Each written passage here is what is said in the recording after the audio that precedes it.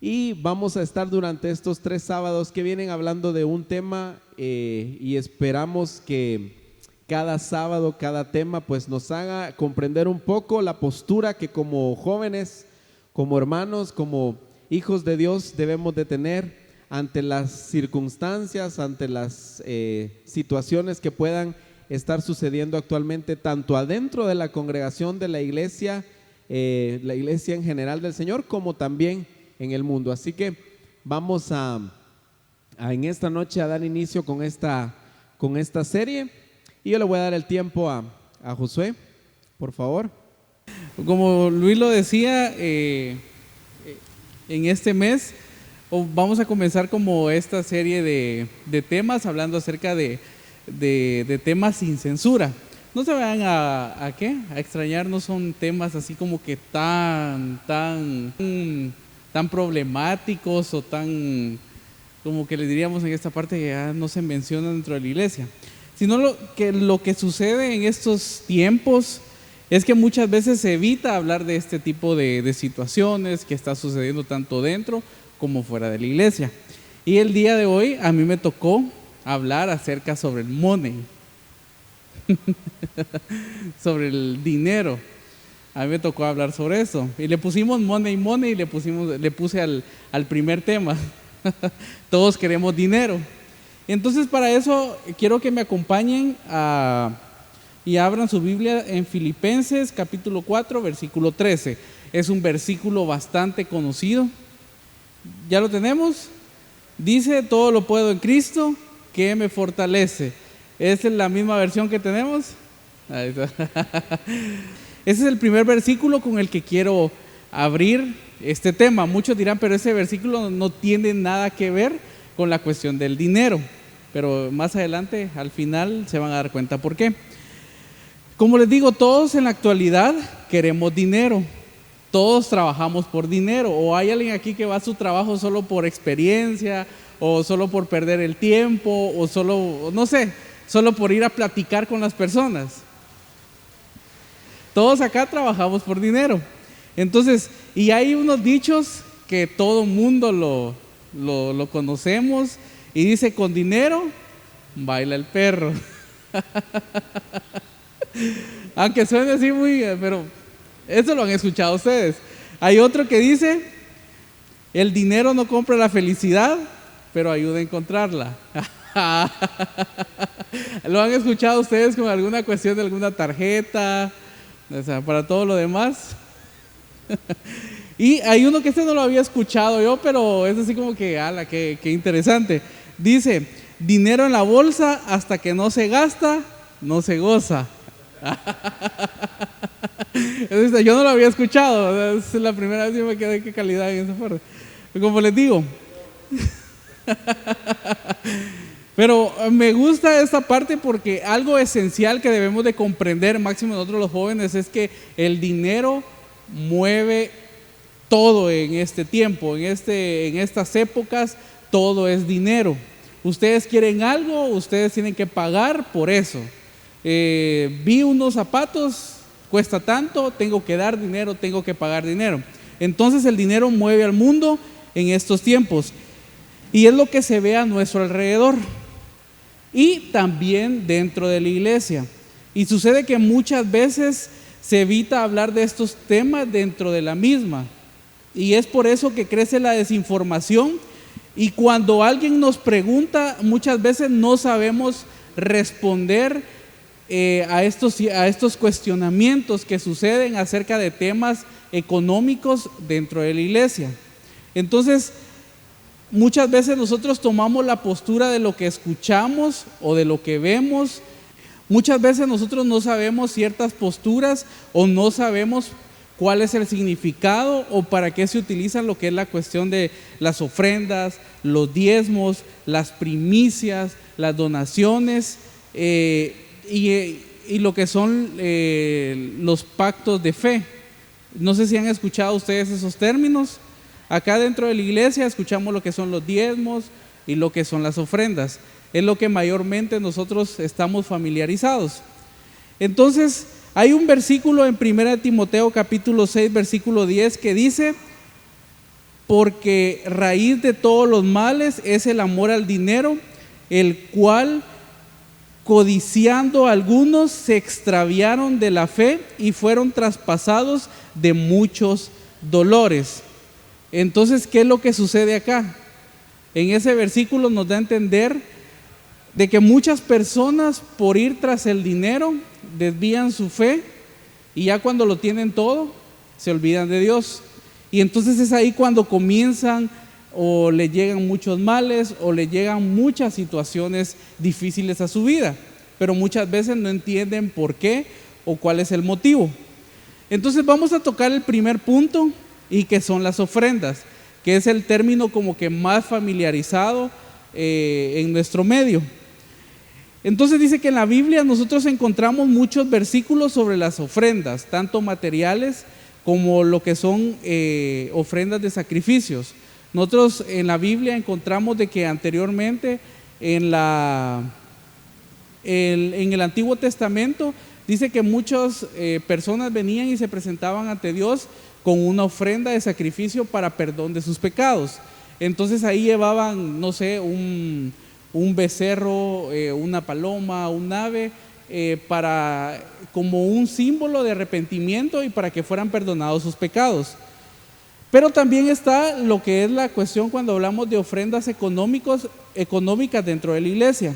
Y quiero que busquemos en Malaquías capítulo 3, versículo 10.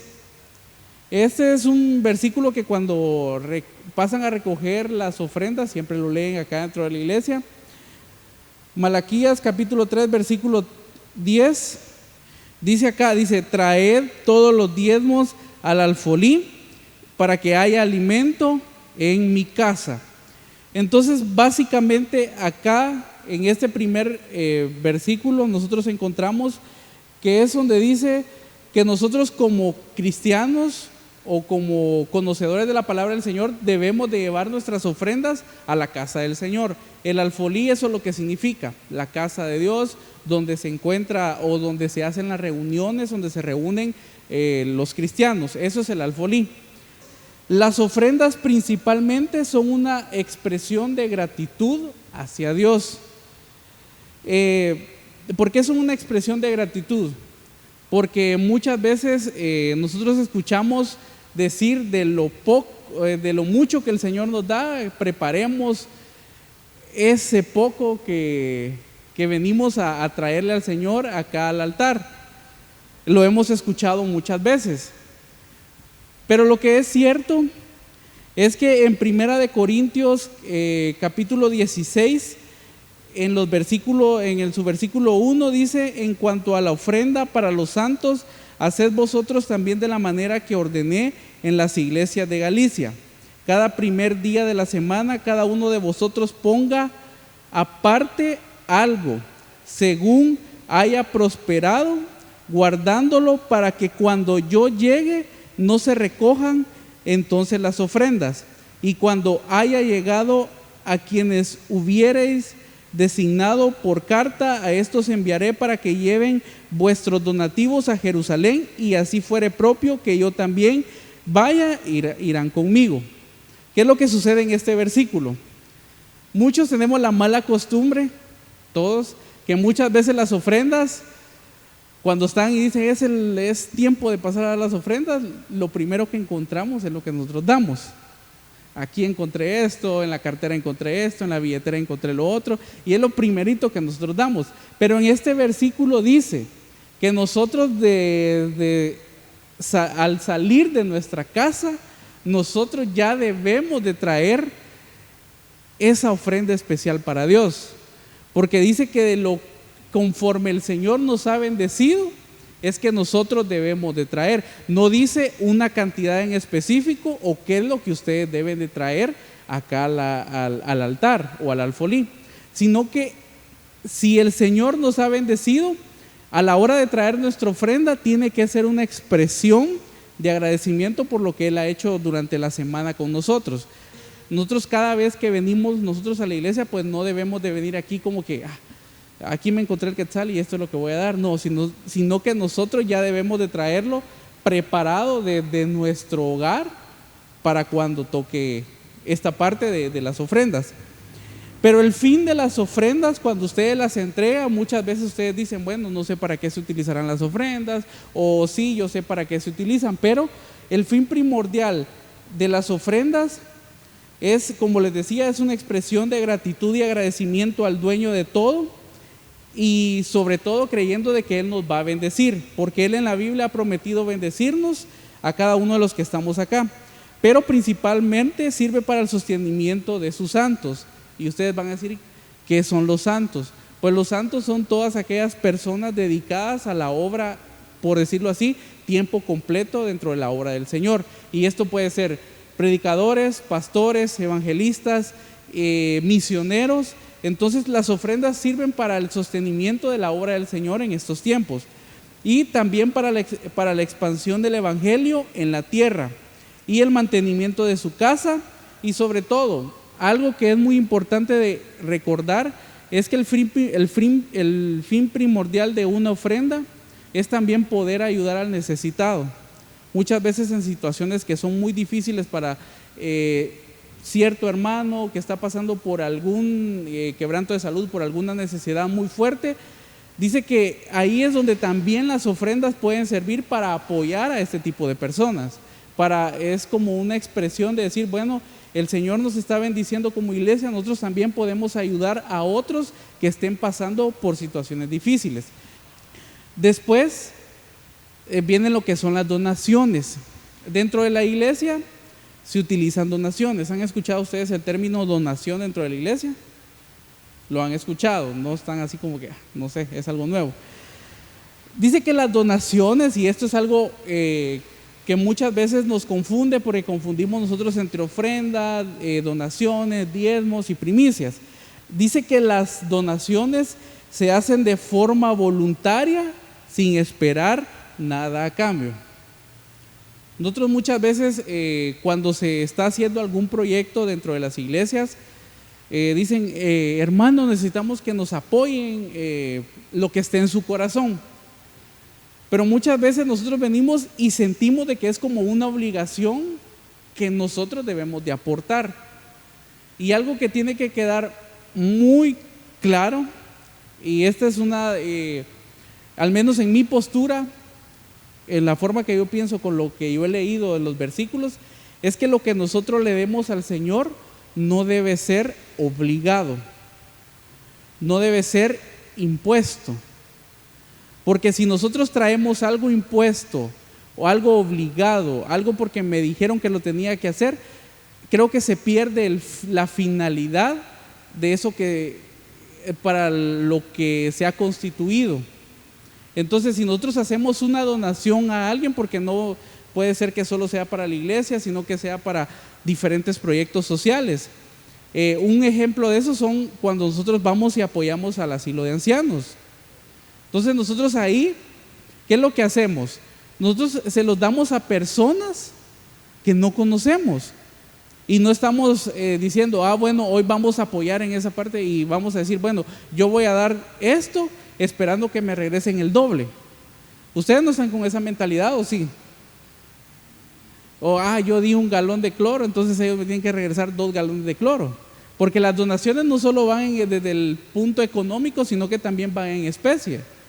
Entonces, como les digo, el fin primordial de las donaciones es que se hace de forma voluntaria sin esperar nada a cambio.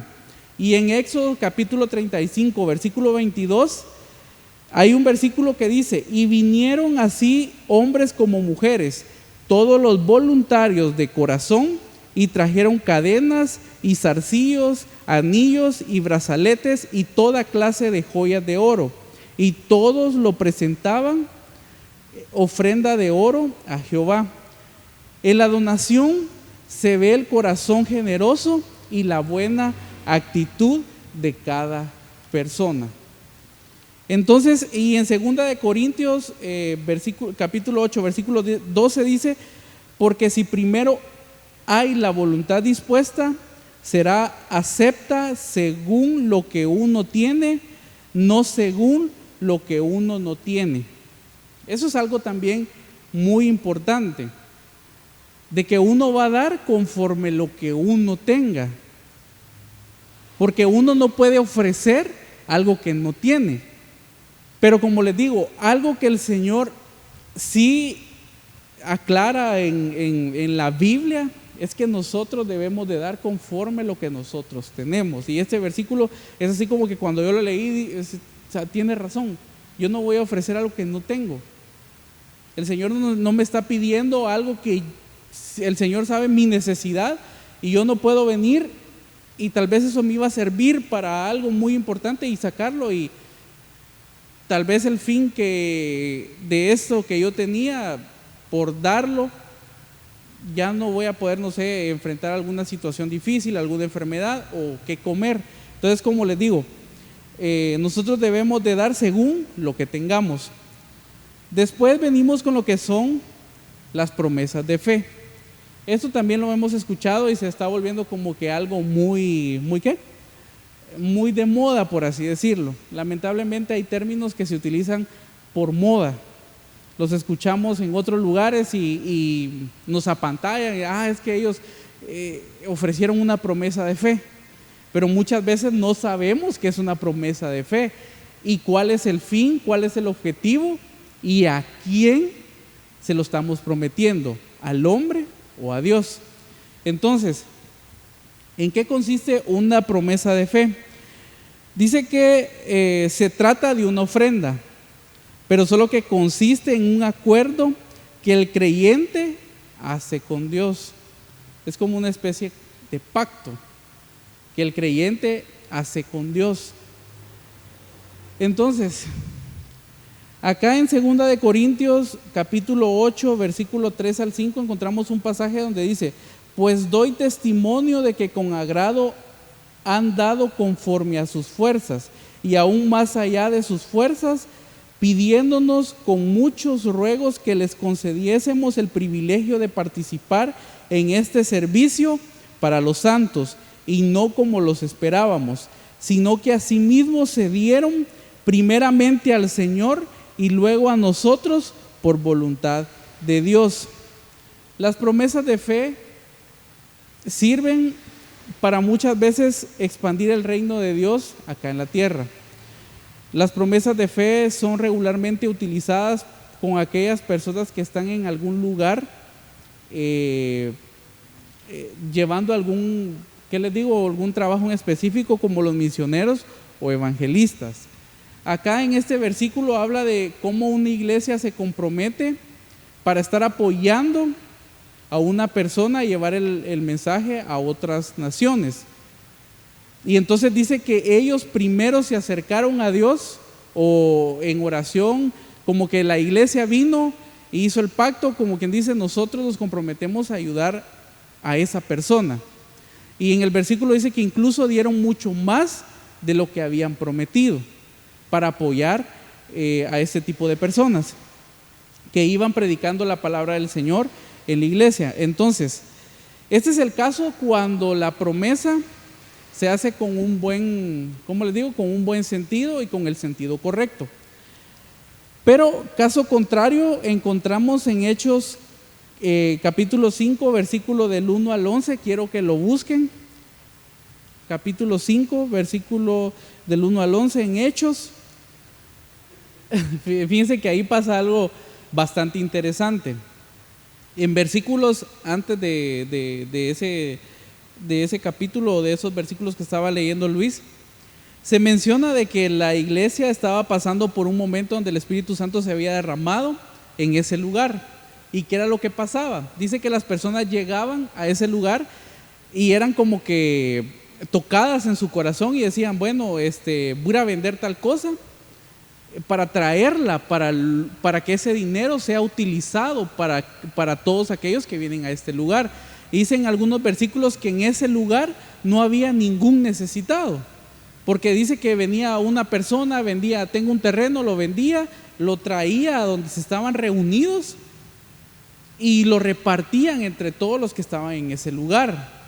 Entonces, pero este tipo ¿cómo les digo? De cosas eran movidas por el Espíritu Santo, eran puestas en el corazón por Dios a través del Espíritu Santo. Pero ¿qué es lo que sucede con Ananías y Zafira? Así es los nombres que mencionaba Luis. Que ellos tenían una propiedad, no especifica qué tan grande o en dónde la tenían. Y dice que la fueron a vender. Y entonces me imagino que antes de venderla, eso me lo estoy imaginando yo, no sé si en la Biblia aparece en algún momento. Y dice, bueno, Señor, si tú me ayudas, voy a vender este terreno y yo te voy a dar cierta cantidad. Entonces ahí está pactando, la persona está haciendo un pacto con Dios. ¿Y qué fue lo que pasó? Cuando vinieron de regreso, como quien dice, es mucho dinero, ¿cómo se lo voy a dar a Dios? ¿Por qué le dije que le iba a dar tanto dinero de esto si es un montón? Y es lo que muchas veces sucede en estos tiempos. Si nosotros hacemos un pacto con Dios y no lo cumplimos, no va a suceder en esa parte que vamos a morir inmediatamente. No va a suceder eso. Pero puede pasar. O sea, no es que vaya a suceder, pero puede pasar. Pero como leíamos en el versículo de que muchos por el dinero se terminaron apartando de Dios, se apartaron de la fe. ¿Y qué fue lo que comenzó a pasar? Que muchos dolores comenzaron a atacar su vida. Entonces, recordemos de que cuando Dios hace el pacto con nosotros, lo que Él ha dicho, Él cumple. Si Él nos ha prometido tal cosa, Él lo va a hacer. Pero muchas veces nosotros intentamos y hemos dicho, Señor, si tú me das esto, yo te voy a dar esto. ¿Y qué pasa cuando el Señor ya no lo dio? Se nos olvida. Y ya no, es que no te quiero dar esto, Señor, porque esto me está ayudando, esto me está sirviendo. Y comenzamos nosotros. Y entonces, ¿dónde está la promesa que me habías hecho de que si, obviamente, como les digo, el Señor no necesita nada de nosotros? No es que el Señor esté allá en la puerta y dice, mira, ¿y lo que me prometiste para cuándo? O sea, no es cobrador. Tenemos que entender en esta parte que Él no es un cobrador, porque Él es el dueño del oro y de la plata y de todo lo que hay acá en la tierra. Pero muchas veces nosotros como cristianos, como creyentes, como jóvenes, en algún momento vamos a ser probados. Y es ahí qué tan agradecidos estamos nosotros por lo que Él está haciendo en nuestras vidas. Qué tanto estamos nosotros dispuestos a sacrificar de lo mucho, de lo poco que nosotros podamos tener para el servicio del Señor. Entonces, como les digo, lo que son las promesas de fe, esto es muy personal, son muy personales entre Dios y yo. Muchas veces no hay necesidad que se entere toda la gente de la promesa que yo estoy haciendo y de que la tienen que pasar así al frente para que sea una promesa, no. Y tampoco la iglesia puede venir y exigir a la congregación una promesa de fe. Porque si se exige, ya no es de agrado. Ya no es el fin principal. Entonces, lo que sí pueden decir, hermanos, ustedes pueden ayudar a este proyecto por medio de una donación, por medio de una ofrenda especial. Después, dejando esto, nos vamos a lo que son las primicias. Y muchos hemos escuchado acerca de las primicias. Ya con eso solo las primicias, y de último con un tema súper candente. Entonces lo de las primicias lo hemos escuchado. Y en Génesis capítulo 3, versículo 3 al 8 encontramos algo que sucede con las primicias. Pero el significado bíblico de esto es dar lo primero de las cosechas en la Biblia, o lo podemos mencionar en la actualidad como lo primero, lo selecto, el primer fruto de la temporada, algo que vamos a recibir por primera vez y yo quiero entregárselo al Señor como en un acto de fe. Génesis versículo 4 del 3 al 8. 4 al 3 al 8. Dice así: y aconteció Andando el tiempo que Caín trajo del fruto de la tierra una ofrenda a Jehová, y Abel también trajo de los primogénitos de sus ovejas, de lo más gordo que de ellas, y miró Jehová con agrado a Abel y a su ofrenda, pero no miró con agrado a Caín y a la ofrenda suya. Y se ensañó Caín en gran manera y decayó su semblante. Entonces Jehová dijo a Caín: ¿por qué te has ensañado? ¿Y por qué ha decaído tu semblante? Si bien hicieres, no serás enaltecido. Y si no hicieres bien, el pecado está a la puerta. Con todo esto a ti será tu deseo, y tú enseñorearás de él. Y dijo Caín a su hermano Abel: salgamos al campo. Y aconteció que estando ellos en el campo, Caín se levantó contra su hermano Abel y lo mató. ¿Qué es lo que sucede ahí? Esto es lo que sucede regularmente nosotros como cristianos.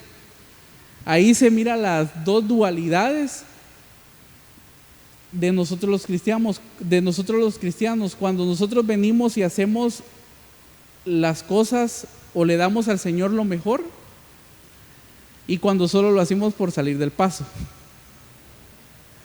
Como les digo, muchos hemos escuchado en algunos lugares el día de las primicias, el domingo de primicias, el día tal de las primicias, pero en estos tiempos en algunos lugares sí lo pueden hacer con lo que son llevarlo de las cosechas.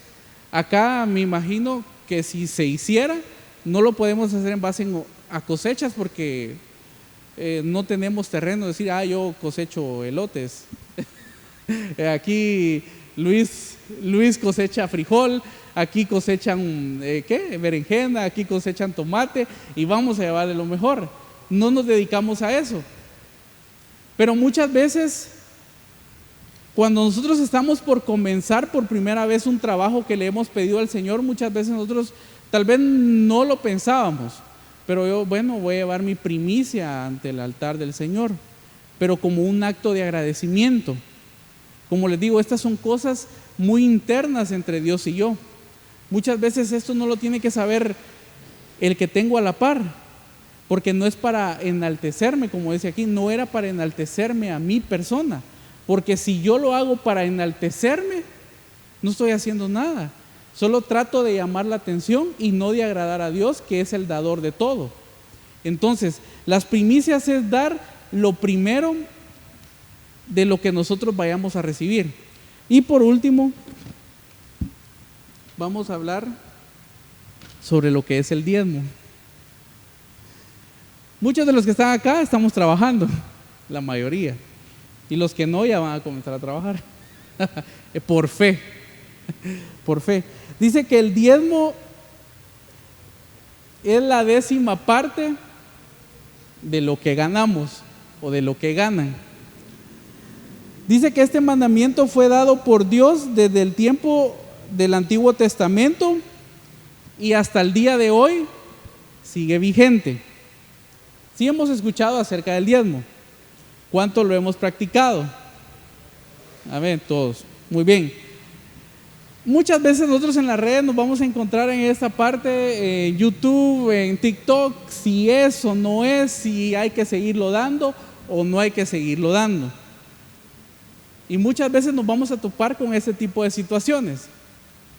Nosotros, si nos vamos a la palabra, nosotros vamos a encontrar ahí que se hacía una vez al año o se hacía periódicamente, pero no estipula como que era obligatorio hacerlo cierto tiempo al año, sino que, como les digo, el Señor lo que decía era de lo que ganaban había que apartar el 10%, ya sea de una cosecha o de algo.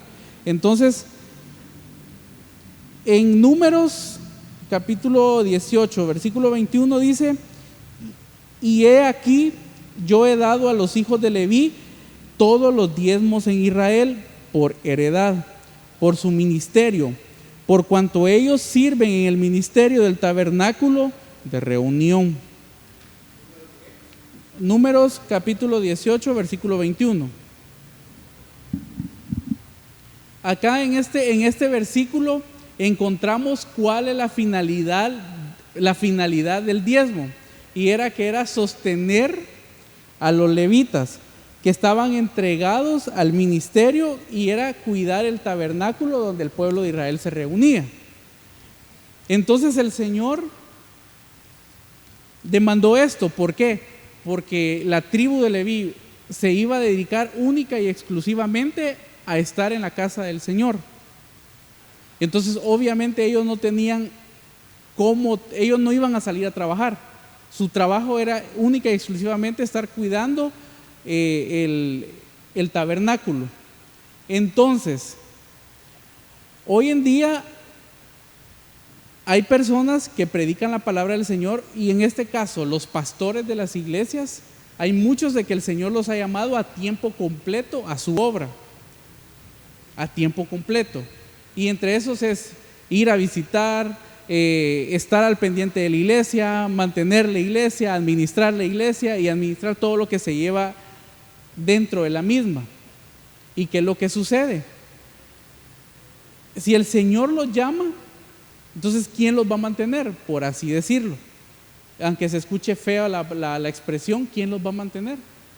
Entonces es ahí donde el Señor dispuso esta parte del diezmo. Y el diezmo sirve para el sostenimiento de estas personas que se dedican tiempo completo a servir al Señor. Esa es la finalidad del diezmo. Como les digo, puede ser de que ustedes se encuentren con varias posturas de que solo se hace una vez al año, de que en estos tiempos ya no, o de que se tiene que hacer mensualmente. Eso ya queda según la denominación, según la iglesia, según esto. Pero en la importancia del diezmo es que ayudan a la expansión y el mantenimiento de la obra del Señor, así como el lugar donde nos reunimos nosotros sirve, de alguna manera se tiene que mantener, se tiene que sostener. Entonces los diezmos y las ofrendas es parte de esto. Y en el Antiguo Testamento fue un requisito para los israelitas, pero en el Nuevo Testamento es algo que no se exige, por así decirlo, pero habla de la importancia y de los beneficios de dar. Debemos de dar según nuestras posibilidades. Entonces, como les digo, en estos tiempos vamos a encontrar diferentes posturas, pero lo que yo les quiero resaltar es que si nosotros le damos al Señor, el Señor nos va a bendecir. Si nosotros lo hacemos de buena manera, el Señor va a ver con agrado eso que nosotros le estamos dando y nos va a bendecir. Entonces la finalidad de las ofrendas, la finalidad de los diezmos, la finalidad de todo esto que nosotros hacemos es para reconocer el señorío de Dios en nuestras vidas. Pero ojo, todo lo que nosotros hagamos no lo tenemos que hacer de mala gana. No lo tenemos que hacer obligados a, como lo que le pasó a Ananías y a Zafira, que muchas veces por dejarse llevar lo que estaba sucediendo a su alrededor, ellos también dijeron lo vamos a hacer, pero no lo sentían en su corazón. Entonces, todo lo que nosotros hagamos para la obra del Señor tiene que ser con agradecimiento. No esperando un día, me voy de la iglesia y me tengo que llevar ese paral porque yo ayudé a pagarlo. Porque yo di ofrendas, porque yo di diezmos, porque yo di esto, porque yo di lo otro. Entonces, voy a decir yo, no, me voy a llevar este pedazo de pared porque yo la construí, porque yo di para construirla. No. Si nosotros le entregamos al Señor, es por agradecimiento, no porque en un futuro vamos a esperar algo que nos regrese a nosotros. ¿Qué más agradecimiento si podemos decir de que el Señor nos ha dado trabajo, nos ha dado vestir, nos ha dado para la comida, nos ha dado esto en salud y toda la cuestión? ¿Qué más agradecimiento? Y ahora, para ir cerrando, quiero que vayamos a Filipenses capítulo 4, versículo 10 al 14. Y acá yo cuando leí este versículo dije, qué mal he utilizado este versículo durante toda mi vida, dije yo, y hasta hoy, tiempo después, me vengo a abrir mis ojos espirituales, dije yo. Abrir mis ojos espirituales en base a la lectura y darme cuenta de qué es lo que significa en realidad. Entonces dice en el versículo 10, dice Filipenses capítulo 4 versículo 10 al 14, dice: en gran manera me gocé en el Señor de que ya al fin habéis revivido vuestro cuidado de mí.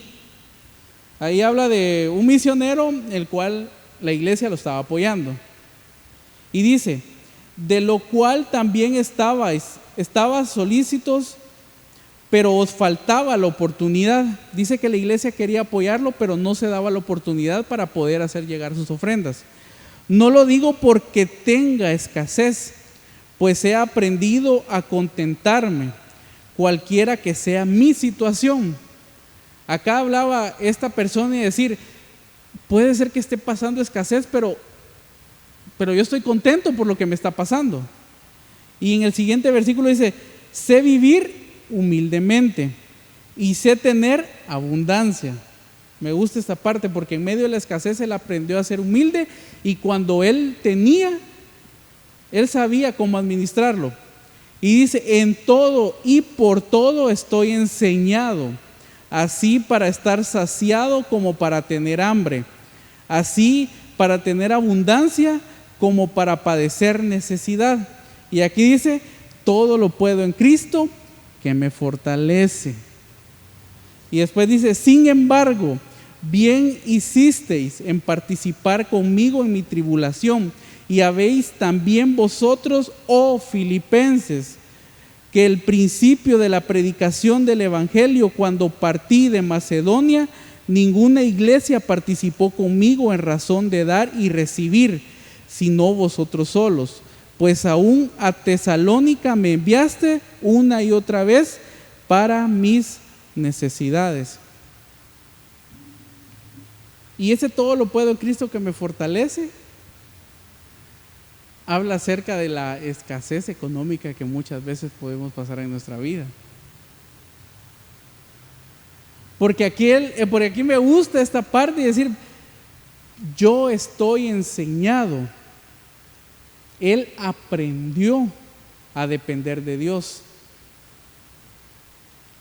Que es cierto, hay momentos en que nosotros decimos: es que no tengo para ir allá a tal lugar, no tengo para comprarme esto, no tengo para comer. Pero el Señor te ha sostenido en medio de la escasez. Y me gusta bastante, dice: sé vivir en escasez, pero también en abundancia. Y dice: no es que yo esté necesitando sus ofrendas, pero lo que me llega es en esta parte que la iglesia estaba tratando de apoyar a cualquier costo a esta persona para que siguiera evangelizando. Dice que no se les había presentado la oportunidad, me imagino yo, tal vez no habían encontrado la manera de cómo hacerle llegar la ofrenda. Pero él dice, en medio de la situación de la escasez que él estaba pasando: todo lo puedo en Cristo que me fortalece. Demos lo que nazca en nuestro corazón, no por obligación, no por imposición, sino por gratitud y no para vanagloria.